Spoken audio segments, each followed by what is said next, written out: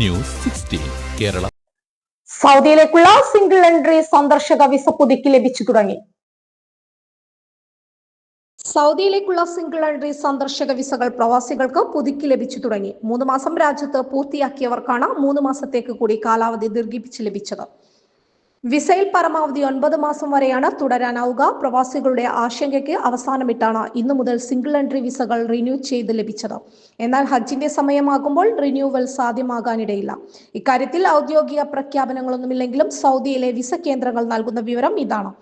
Multiple entry വിസയിലുള്ളവർക്കും renewal തീരും വരെ സൗദിയിൽ തുടരാം. സൗദിയിലേക്കുള്ള മൾട്ടിപ്പിൾ എൻട്രി സന്ദർശക വിസയിൽ നേരത്തെ നിയന്ത്രണം ഏർപ്പെടുത്തിയിരുന്നു. ജോലി ഉൾപ്പെടെ വിസ ദുരുപയോഗം ചെയ്തതാണ് ഇതിന് കാരണമെന്നാണ് സൂചന.